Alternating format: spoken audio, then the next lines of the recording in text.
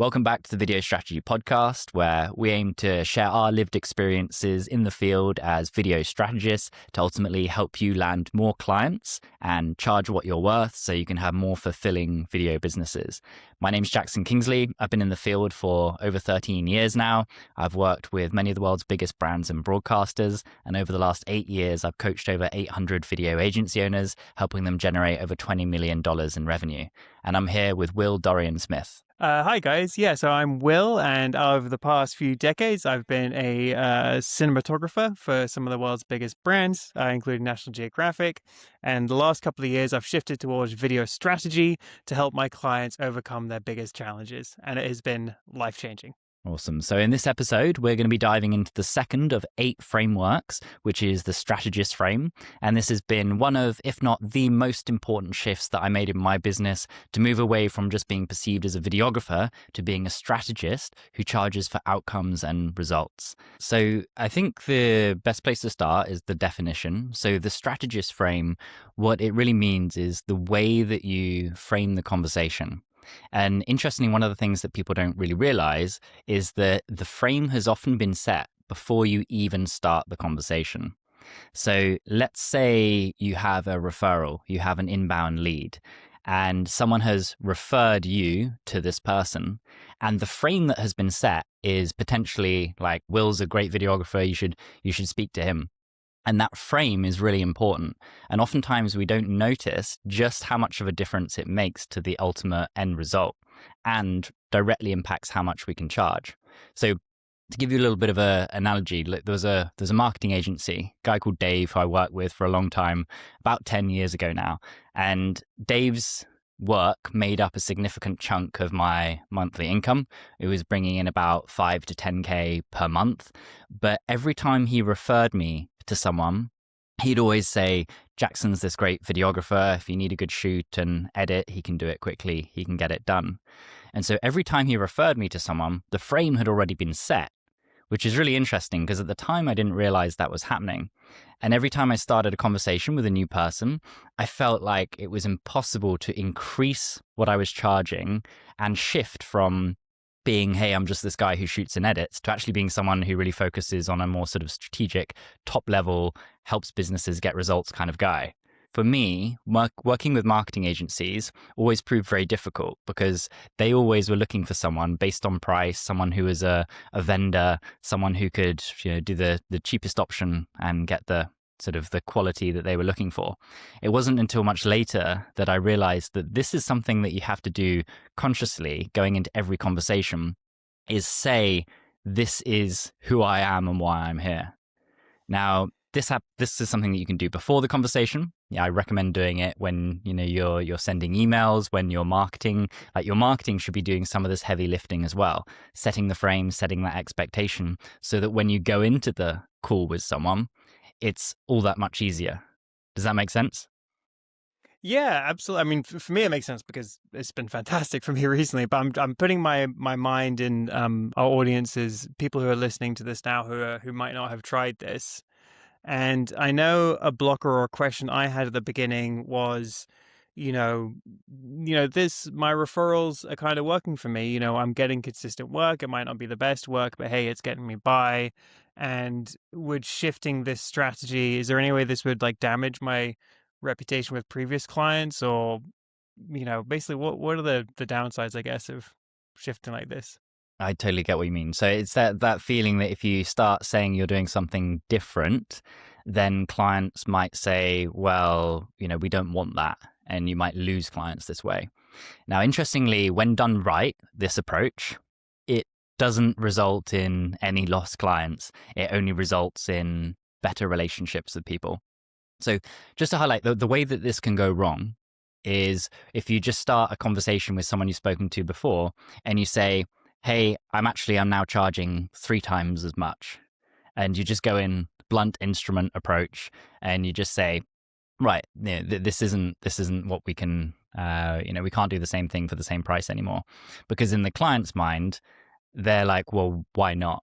And this happened to me on a number of occasions. One in particular, there was a finance company that I worked with about 10 years ago or so. First project I did for them was around £500. And then the next project I came in and I said that my rate was £1,500. And they were like, well, actually, to be honest, I didn't hear anything from them. They just completely ghosted me after that. And it wasn't until a few weeks after that I finally managed to get through to them. And he said, well, why on earth would we pay £1,000 more for the exact same thing? The key way to frame it with existing clients is to say, I appreciate the work that we do together. And what I've found over the years is that producing the content is great, but we have potential to do so much more with you. And if you're open to it, I'd love to have a conversation just to sort of better understand your business, your goals, what's going on at the moment. So then we can see if there's something that we can help you with on a deeper level. Would you be open to that? And from there, I'll simply just bridge into asking, what's the biggest challenge in your business right now? And the key thing here is that you want to show to the client that what you're doing now is different to what you did before. Does that make sense? You can't say, right, I'm charging more for the same thing. You have to say, right, what we're doing now is taking a different strategic approach to the work that we're doing.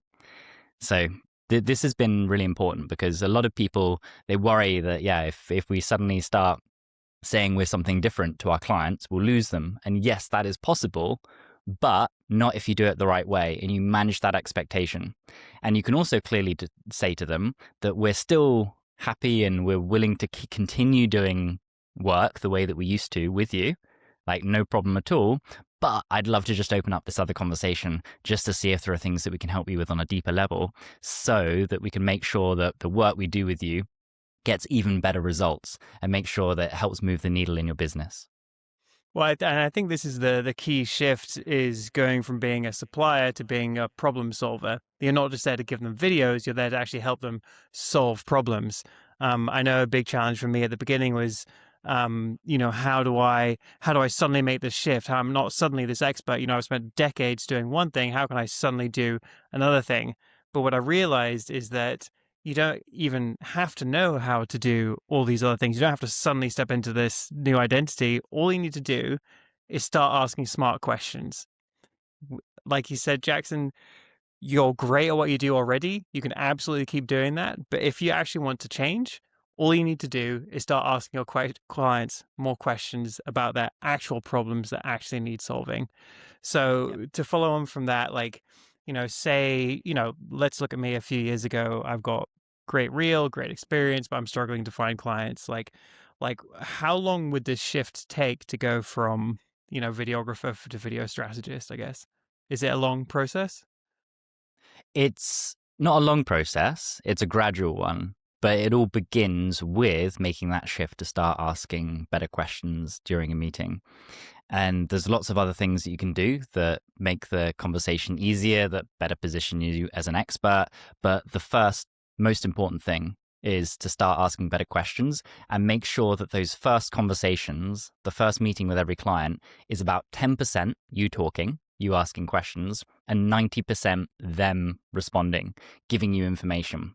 Because a strategist isn't there just to take a brief and to be told what to do. The strategist is there to diagnose. It's a diagnostic conversation at the beginning, and you're there gathering as much information as you possibly can. And only then can you come up with a viable solution. And I'm always referencing the doctor frame because it's the exact same situation that you have when you meet a doctor.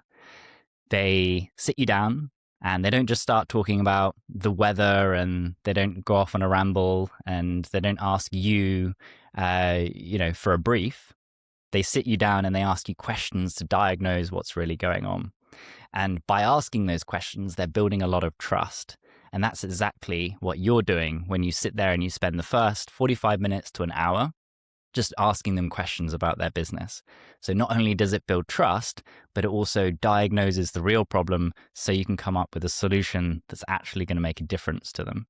So that's the first step.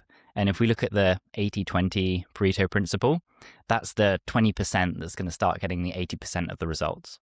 Again, I'm imagining myself a few years ago, but when would I start sharing my work? When would I start, creating decks and reels and things like that for these clients? Do I need to do that? Yeah. So the other important piece of this is that when you're going in that first meeting, it's all about you asking questions. You've got to really avoid that temptation to start sharing your ideas or sharing your portfolio or anything creative. And that's one of the things that feels most counterintuitive when you start going about this approach, because you feel like your value is in your creative ideas and you want to give them as much value as possible because that's the way we've been told is the best way to land clients and build trust. But in fact, if we do that, we self-sabotage. And the best analogy for this is, again, it's with a doctor, because if you go into the doctor's office and they immediately prescribe something, they sit you down and say, hey, yeah, you're going to need surgery on your leg, when you haven't even answered their questions, you haven't dug into the problem yet, there's going to be a huge mismatch and a huge lack of trust there.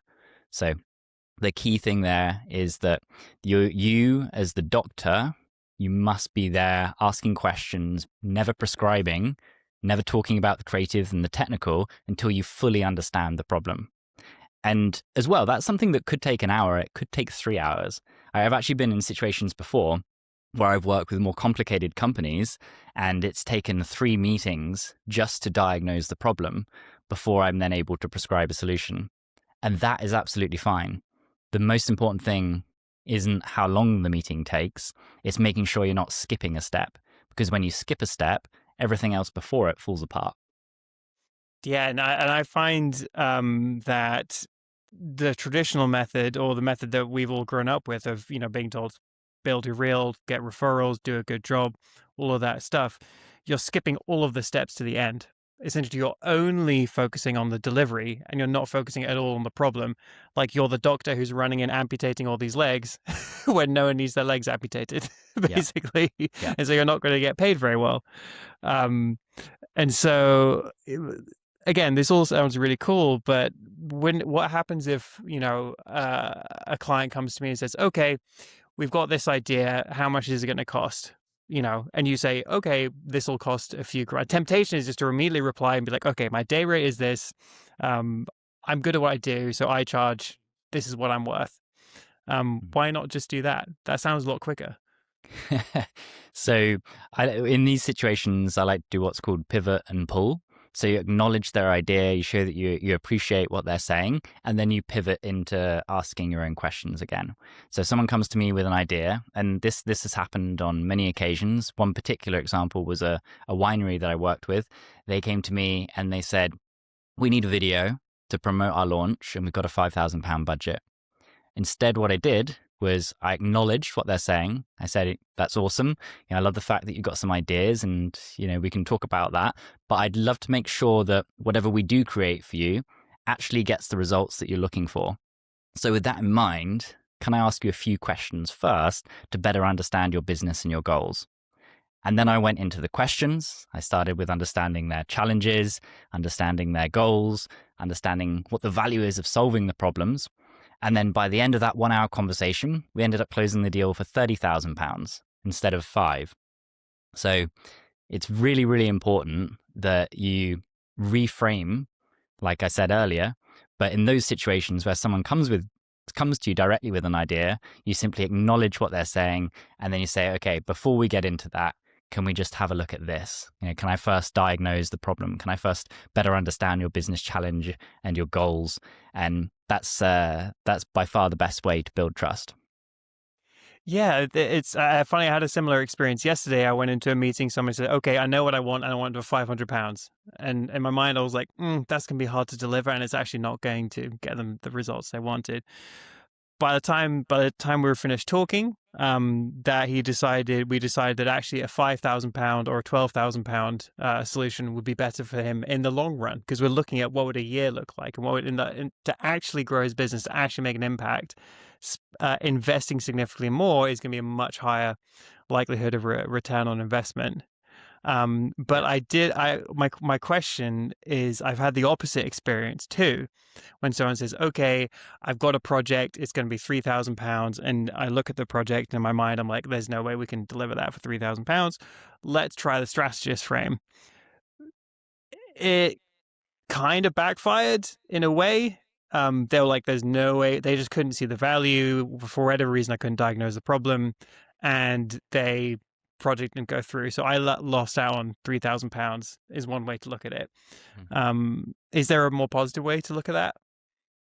Well, the first thing, and you already kind of answered why this one fell apart. You mentioned that you failed to diagnose the problem. And so that was the real piece where, if you'd spent more time diagnosing the problem, really focused on that, then inevitably they would have been able to see the value, or you would have increased the chances that they've been able to see the value. So that's the first piece. The other bit is that not everyone is the right client for you, and that's okay. So someone coming to you who just has a 3K budget and they're just essentially price shopping. They've already got a very clear brief. This is exactly what they want, and they're not willing to budge whatsoever. To turn down a client like that is okay. And the way I calculate whether it's okay or not is just by understanding what my minimum level of engagement is. So let's say I want to be making 500K in a year. I know that the number of clients I want to have on average throughout the year is around 10 or 10 to 12 clients. And so I take that 500, divide it by 10, and I know that each client I work with should be investing around 50K per year to work with me. Now, the decision I need to make is not, is that 3K, does it equal 50K? No. The question is, does this client have the potential to become a 50K client? Is it possible that this first 3K project could be a gateway or a milestone to then doing bigger stuff together? So with that in mind, it changes the way you ask questions and what you ask. So you'll be having a conversation with them, looking at their business as a whole with that in mind. Does that make sense? Yeah, absolutely. And that's really interesting. So I think the folks that turned me down, I think they really just wanted a videographer. And I've learned that's just not how I want to spend my time anymore. In the long run, they had limited budget and they weren't really growing, and but at the same time, there's other businesses that I've started working with at a lower budget because I see the benefit over time. One example, we just finished month 17 of working with a client that we've been able to get them significantly better results month on month, and they just pay us more and more. So I guess it can start small, but if you think you can genuinely help these people grow over time, the more you help them grow, the more they're going to pay you because the more results you can deliver. And that's really the place you want to be at.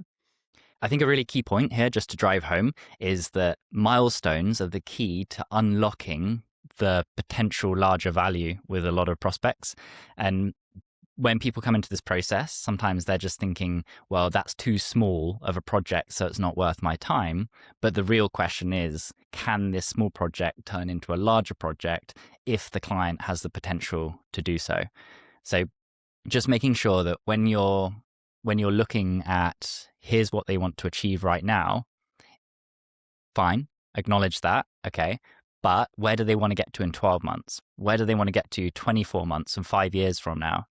And when you look at that, you'll be able to see, can this initial project be a stepping stone to what might ultimately be a client that helps me reach my minimum level of engagement over a 12-month period?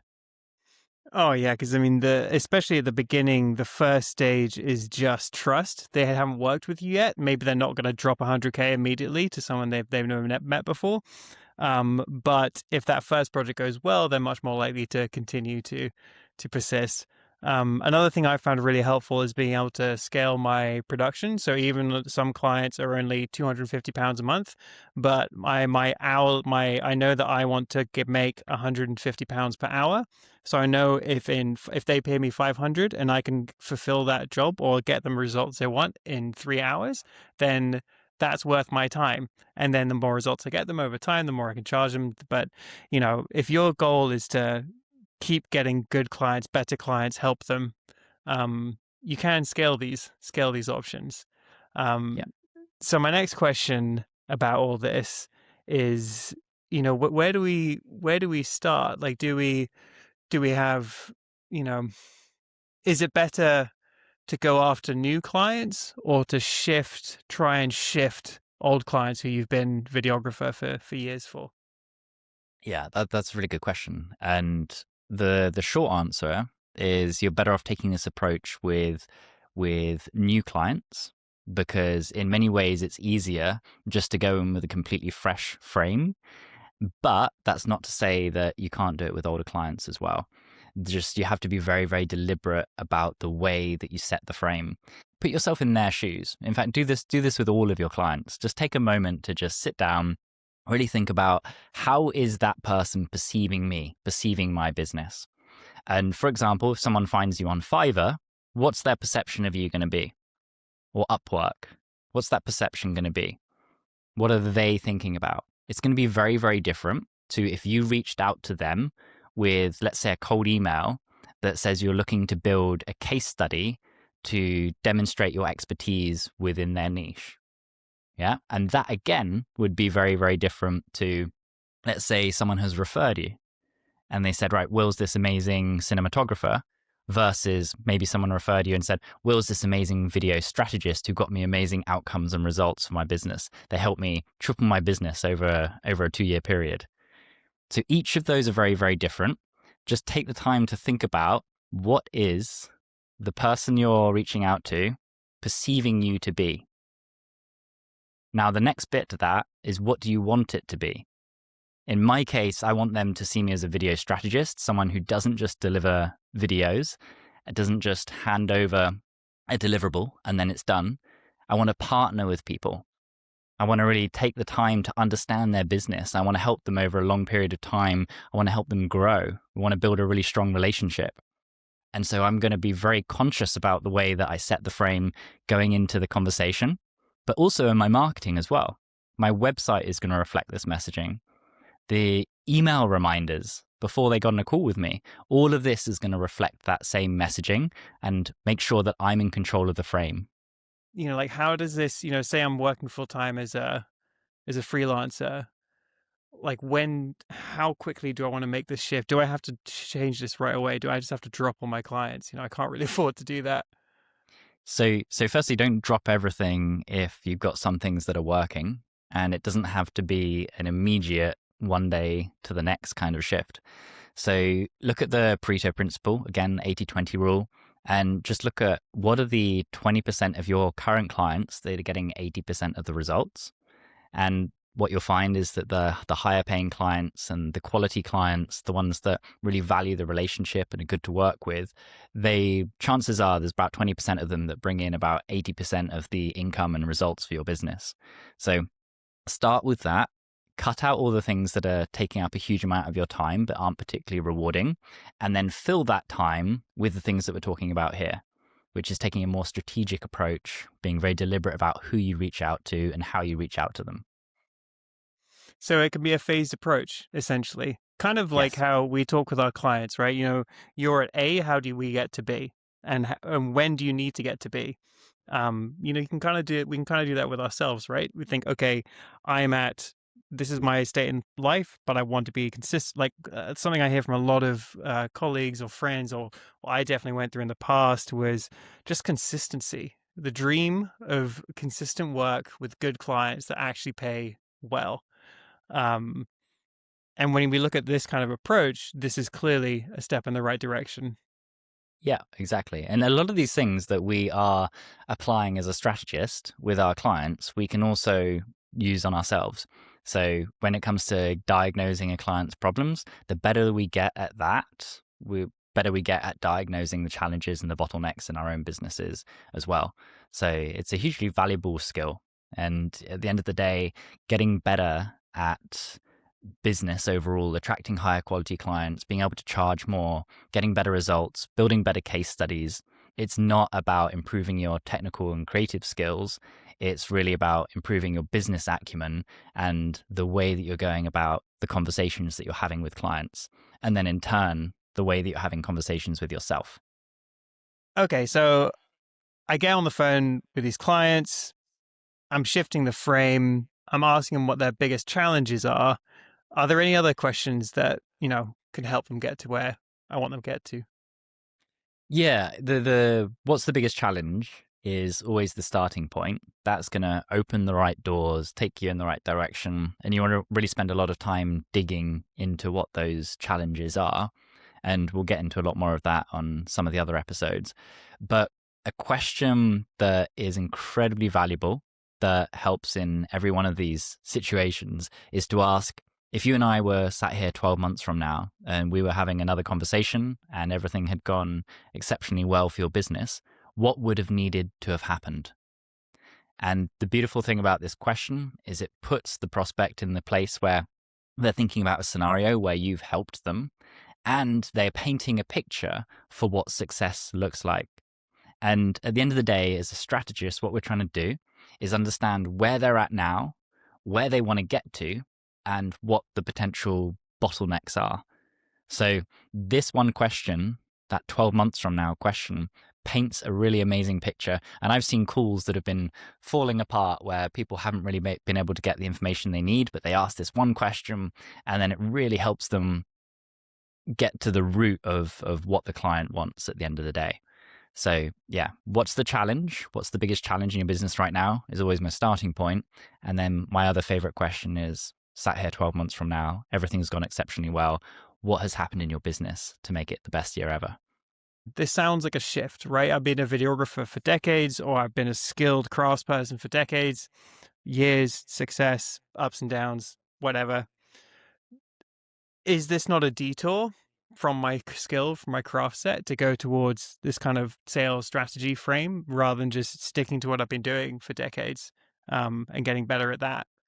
I get where you're coming from. And I think a lot of people really worry about becoming a salesperson when what they really want to be is creative. They want to produce amazing work for amazing clients.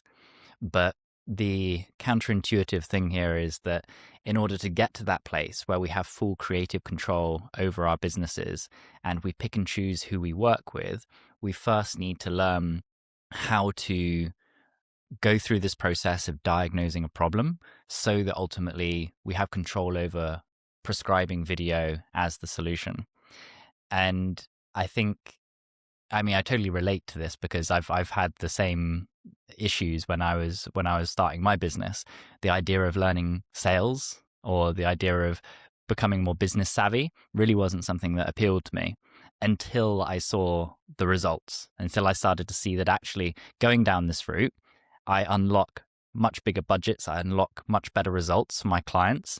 And ultimately, the cycle then continues because I'm creating amazing case studies, which is bringing me in better and better work month after month. And I think, Will, that's something that you've experienced over the last year or so.